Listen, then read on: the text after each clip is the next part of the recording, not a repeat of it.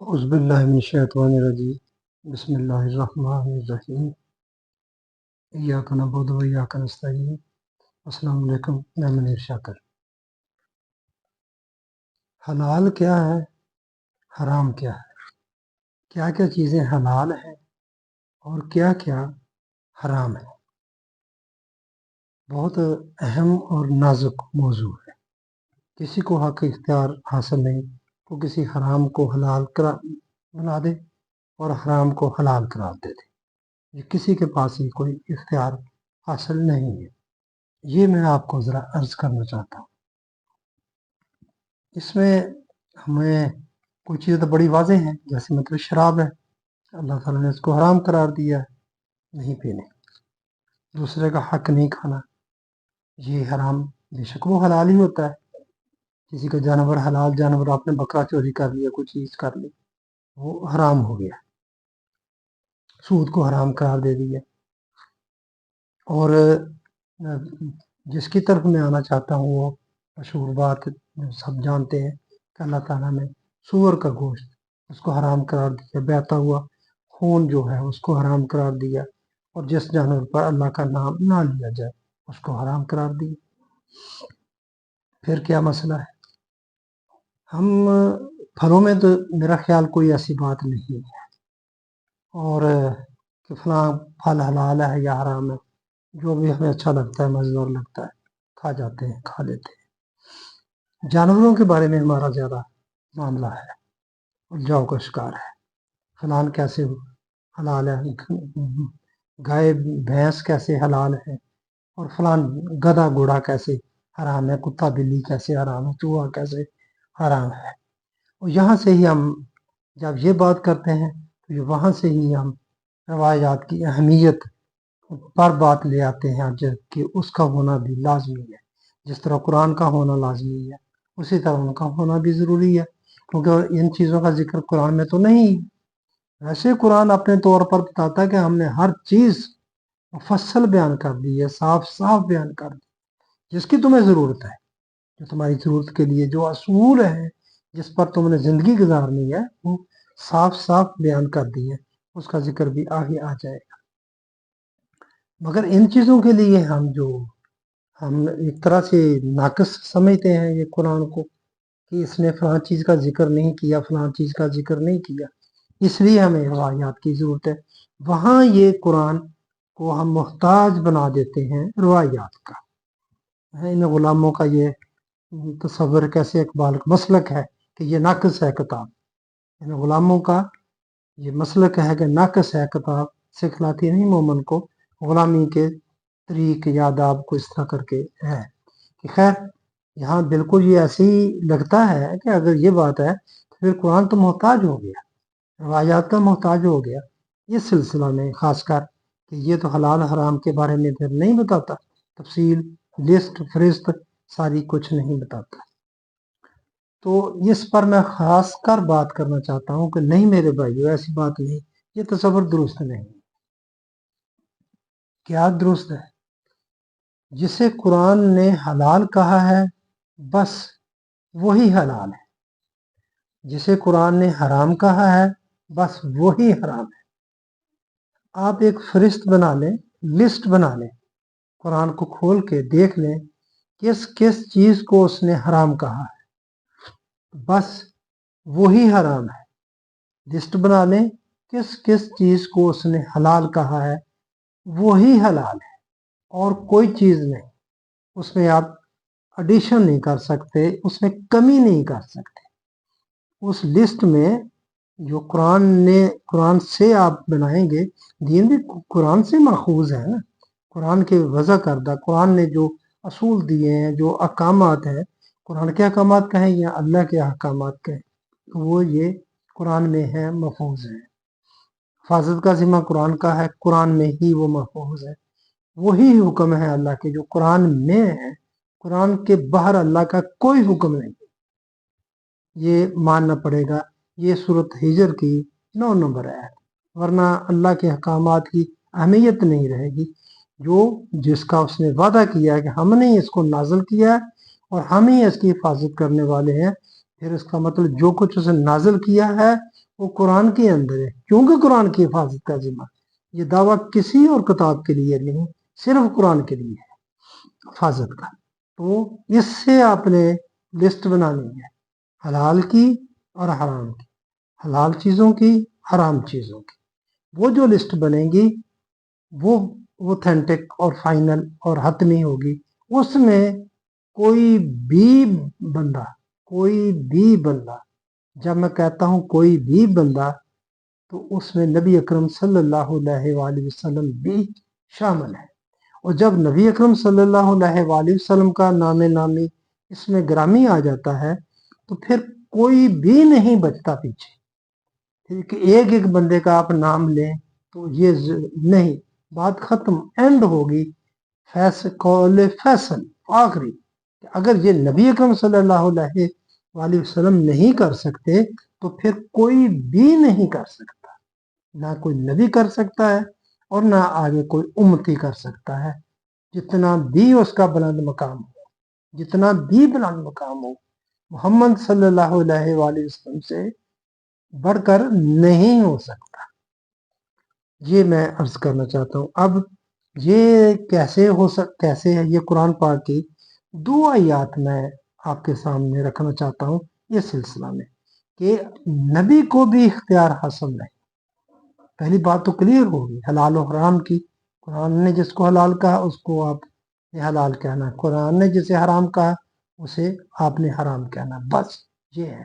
شہد کا معاملہ آپ کے سامنے ہے سورہ تحریم میں، کہ کہا ہی تھا آپ نے کہ میں نہیں پیوں گا، مفہوم عرض کرتا ہوں میں آپ کے سامنے کہ پھر کیا ہوا، وہی آگے فوراً ایسا نہیں کرنا، کیونکہ آپ انبیاء کرام کے آگے فالوور ہوتے ہیں، پیروکار ہیں، امتی ہیں، وہ اس چیز کو اپناتے ہیں جو نبی کا عمل ہوتا ہے۔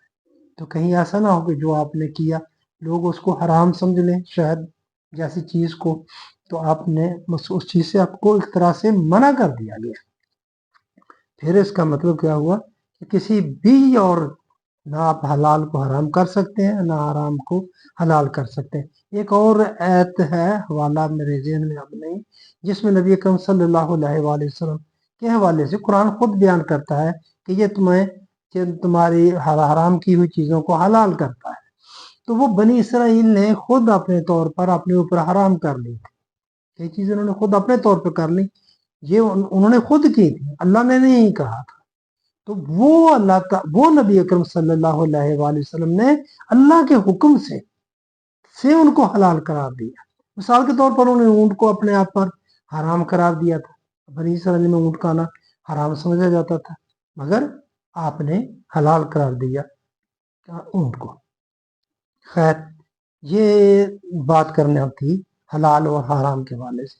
اب جو میں بات کرتا ہوں کہ یہ اختیار نہیں آپ کو اس لسٹ میں یا جن چیزوں کو حلال کیا ان میں اضافہ کرنے کا یا کم کرنے کا، قرآن نے جن چیزوں کو حرام قرار دیا ان میں اس لسٹ میں اضافہ کرنے کا یا اس کو زیادہ کرنے کا اختیار نبی صلی اللہ علیہ وآلہ وسلم کے پاس نہیں ہے، اور کوئی بھی اس کو تبدیل نہیں کر سکتا، اور نبی بھی اسی کے تحت ہی چلتا ہے جو اس کو وحی ہوتی ہے اور وہ جو قرآن میں ہے اس کی اتباع کرنی، اور ہم نے بھی اسی کی ہی اتباع کرنی ہے۔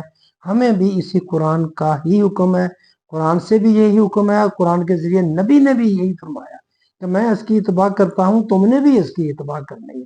نبی نے اپنے وقت میں اپنے ساتھیوں کے ساتھ باہم مشاورت کے ساتھ اور میسر وسائل کے مطابق اس چیز کا تنفیذ کی، ان کا حکم مانا قرآن کا، اور ہم نے بھی اپنے باہم مشاورت کے ساتھ جو بھی نظام چلتا ہے اس کے ساتھ میسر وسائل جو ہے ہمیں ان احکامات کی تنفیذ یا ان احکامات کو نافذ کرنا ہے۔ یہ بات ہوگی۔ اب میں آپ کے سامنے 2 آیات قرآن پاک کی رکھنا چاہتا ہوں، جس سے یہ میں عرض کرتا ہوں کہ اس سے ثابت ہوتا ہے کہ نبی کو اختیار نہیں ہے۔ یہ بات اچھی نہیں لگتی لوگوں کو، لیکن کیا کیا جائے، قرآن جو کچھ کہتا ہے اس کے مطابق ہمیں چلنا پڑے گا میرے بھائیوں۔ اور نماز کے حوالے سے بھی صلاۃ ہم بولتے ہیں اور اس کا ترجمہ آگے نماز ہی کرتے ہیں ہر جگہ پر، اس کے حوالے سے بھی میں یہ 2 آیات ہی رکھتا ہوں کہ نبی کو ان میں اختیار نہیں حاصل کہ اس میں کمی بیشی کر دے. نماز ہے، کہتے ہیں جی 2 فرض ہیں. قرآن میں کہاں لکھا ہے کہ فجر کے 2 فرض ہیں؟ کہاں لکھا ہے ظہر کے 4 فرض ہیں، یا عصر کے، یا آگے عشاء مغرب کے 3 ہیں اور عشاء کے 4 ہیں؟ یہ تو فرضوں کی بات ہوگی، یہ تو اللہ کی طرف سے ہی ہے نا. تو کہاں ہے قرآن میں؟ قرآن میں نہیں ہے. قرآن نبی کی اتباع، نبی قرآن کی اتباع کرتا ہے. میں یہ آیت بھی جو 2 آیات میں عرض کرنا چاہتا ہوں ان میں یہ بات بھی آ جائے گی. تو پھر یہ تو میں فرضوں کی بات کی ہے نا، تو یہ میرے علم میں نہیں ہے، قرآن میں یہ ہے. اگر آپ کے علم میں ہو تو آپ ضرور میری نشاندہی کر دیں. پھر آگے نماز کی جو جزیات ہیں وہ نہیں ہیں، بالکل نہیں ہے. آپ کے علم میں ہو تو مجھے بتا دیں.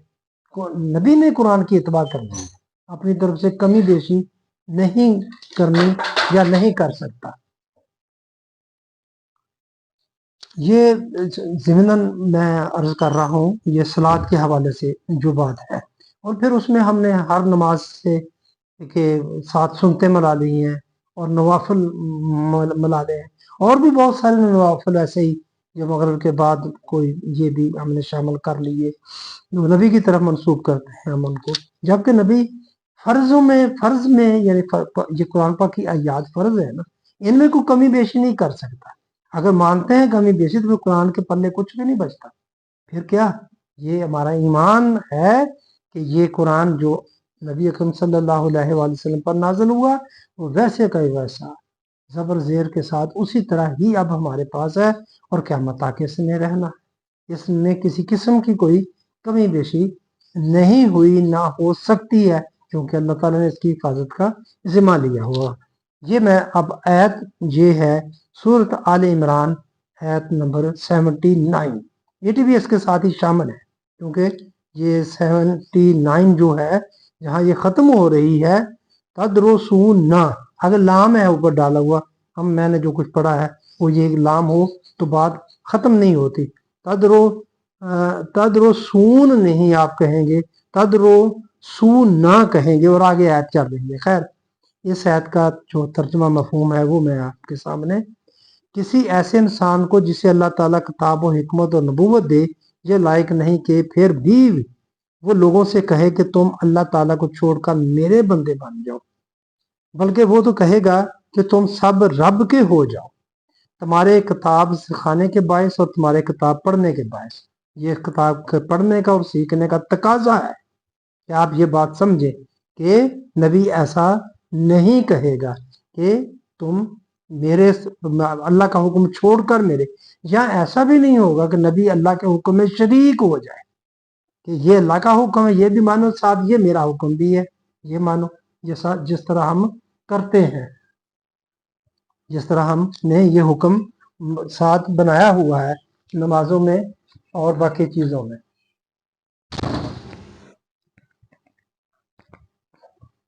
بندہ ان حکموں میں آگے کوئی کچھ نہیں کر سکتا، اس میں کمی بیشی نہیں کر سکتا. بندے نے کیا کرنی، رسول نہیں کر سکتا. میں رسول کی بات عرض کر رہا ہوں. یہ عید یہاں ختم ہو گئی 79، جیسا کہ میں نے عرض کیا ہے کہ یہ تدرسون، یہ عید آگے چلتی ہے. اور یہ نہیں ہو سکتا، آگے پھر یہی ہے کہ وہ تمہیں فرشتوں اور نبیوں کو رب بنا لینے کا حکم کرے. کیا وہ تمہارے مسلمان ہونے کے باعث بھی تمہیں کفر کا حکم دے گا؟ اب دیکھ لیں، اگر وہ ایسا کرے تو مطلب کس طرح ہو سکتا ہے؟ یہ نہیں ہو سکتا. اس کی نفی کر دی 2 طریقے سے کہ یہ نہیں ہو سکتا کہ وہ تمہیں فرشتوں اور نبیوں کو رب بنا لینے کا حکم کرے تو تمہارے مسلمان ہونے کے بعد کہ جو اللہ کا حکم ہے اس میں اپنا حکم شامل کر لے، یا یہ کہے کہ تم میرا حکم مانو. یہ ایسا کہنا کیا ہو جائے گا کہ وہ تمہیں کفر کا حکم نہیں دے سکتا. آپ خود اس کو اچھی طرح سمجھتے ہیں کہ ایسا کہنے سے کیا ہوتا ہے کہ میرا حکم مانو یا اپنے حکم کو نبی اللہ کے حکم میں شامل کر لے، اللہ کے حکم میں شریک ہو جائے. یہ حلال و حرام کی بات کر رہا ہوں، ساتھ ضمناً صلاۃ کی بات بھی ہو رہی ہے کہ اس کے اندر جو اضافہ کرنا ہے یہ نبی نہیں کر سکتا۔ یہ بات ہو گئی آل عمران کی 79 اور ساتھ آپ 80 نمبر جو آیت ہے وہ بھی آپ دیکھ لیں۔ اور اگلا حوالہ ہے سورت یونس، اس کی آیت نمبر 15 ہے۔ یہ تھوڑی سی لمبی آیت ہے، اس کا مفہوم میں آپ کے سامنے عرض کیے دیتا ہوں۔ اور جب ان کے سامنے ہماری آیتیں پڑھی جاتی ہیں جو بالکل صاف صاف ہے، جو بات میں نے پہلے عرض کی، اللہ فرماتا ہے یہ صاف صاف ہے، تو یہ لوگ جن کو ہمارے پاس آنے کی امید نہیں، یہ اس سے یہی مطلب ہے کہ ان کا ایمان نہیں ہے۔ جانا تو سب نے اللہ کے حضور ہے، کوئی ایسا نہیں ہے کوئی امید نہ رکھے تو اس نے نہیں جانا، جن کا یہ ایمان نہیں ہے کہ ہم نے اللہ کے حضور پیش ہونا ہے۔ یوں کہتے ہیں کہ اللہ اس کے سوا کوئی دوسرا قرآن لائیے، وہ نبی اکرم صلی اللہ علیہ وآلہ وسلم سے کہتے ہیں کہ آپ کوئی دوسرا قرآن لائیے، یا پھر کیا کہتے ہیں، یعنی اس میں کچھ ترمیم کر دیجیے۔ آپ صلی اللہ علیہ وآلہ وسلم یوں کہہ دیجیے، اللہ دیکھیں اللہ آپ کی زبان مبارک سے کہلوا رہا ہے، آپ یوں کہہ دیجیے کہ مجھے یہ حق نہیں کہ میں اپنی طرف سے اس میں ترمیم کر دوں۔ جب انہوں نے کہا یہ ترمیم کر دیے تو آپ پوچھتے کہ کیا ترمیم کرو، بتائیے کیا چیز تمہیں اس میں ترمیم کے قابل ہے جو تم کچھ پتہ چلتا کہ وہ کیا کہتے ہیں؟ نہیں، بالکل نہیں، کچھ نہیں پوچھا۔ بات واضح، ذرا بھی نہیں ترمیم کر، جب حق ہی حاصل نہیں تو پھر پوچھنا کیا تھا۔ کہہ دیجئے کہ مجھے یہ حق نہیں کہ میں اپنی طرف سے اس میں ترمیم کر دوں، بس میں تو اسی کا اتباع کروں گا۔ آپ دیکھ جہاں بھی نبی کریم صلی اللہ علیہ وآلہ وسلم اس بات کا اقرار کر رہے ہیں، اللہ تعالیٰ کہہ رہا ہے، یہ قرآن ہے نا، اتباع کروں گا جو میرے پاس وحی کے ذریعے پہنچا ہے۔ نبی صلی اللہ علیہ وآلہ وسلم خود کیا فرما رہے ہیں، بس میں تو اسی کا اتباع کروں گا جو میرے پاس وحی کے ذریعے پہنچا ہے۔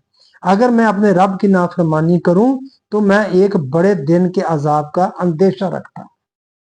اب یہ دوسری آیت جو میں نے آپ کو خاص کر حلال و حرام کی بات ہو رہی ہے، وہ اصل موضوع ہے۔ ضمناً جو بات کی وہ ساتھ صلات کی ہے کہ ان میں کوئی ترمیم نہیں کر سکتا، نبی اپنی طرف سے ذرا برابر بھی ترمیم نہیں کر سکتا۔ اور یہ بات بھی واضح ہوگی جو بالکل صاف صاف ہے، اللہ تعالیٰ پر ان کے سامنے ہماری آیتیں پڑھی جاتی ہیں جو بالکل صاف صاف ہے۔ اب یہاں حلال و حرام کی بات بھی آپ دیکھ لیں، یہ میرے پاس ایک پیپر آ گیا، اس میں ہر بات کی وضاحت کر دی گئی ہے۔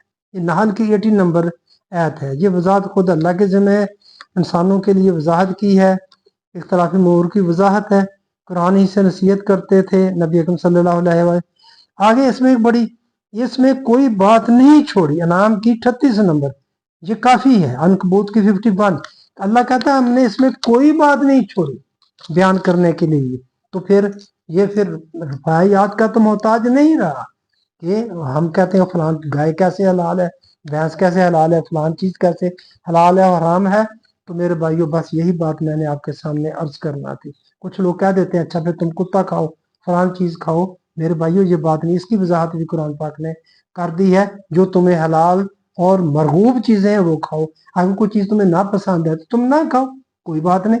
یہ زور نہیں دیتا کہ آپ نے ہر حلال چیز کو لازمی کھانا ہے، جو تمہیں نہیں پسند تو نہ کھاؤ، مرغوب چیزیں کھاؤ، حلال کھاؤ۔ تو بس یہ میں حلال اور حرام بڑا نازک مسئلہ یہ میں نے آپ کے سامنے پیش کر دیا، رکھ دیا۔ جسے قرآن حلال کہتا ہے بس وہی حلال ہے، جسے قرآن حرام کہتا ہے بس وہی حرام ہے، اور اس میں کوئی تبدیلی نہیں، کوئی بھی نہیں کر سکتا، نبی اکرم صلی اللہ علیہ وآلہ وسلم بھی نہیں کر سکتے۔ دو آیات میں نے آپ کے سامنے، تین سمجھ لیں، آل عمران کی 79 اور 80 ملا کے ایک حوالہ وہ دے دیا، اور دوسری یونس کی 15 نمبر آیت آپ کے سامنے رکھ دی کہ نبی کوئی ترمیم نہیں کر سکتا، نبی نے اسی کی اتباع کرنی ہے جو اس پر نازل ہوتا ہے، اور نازل شدہ جو چیز ہے وہ صرف ہمارے پاس قرآن کی شکل میں اب ہمارے پاس موجود ہے، اس کے باہر کچھ نازل نہیں ہوا، نہ اس کی کوئی حفاظت نہیں، اس واسطے کچھ نازل نہیں ہوا، نازل جو ہوا وہ صرف قرآن پاک ہے۔ تو بس میرے بھائی یہ بات عرض کرنا تھی، آپ کی مہربانی، آپ نے میری بات سنی۔ السلام علیکم ورحمۃ اللہ۔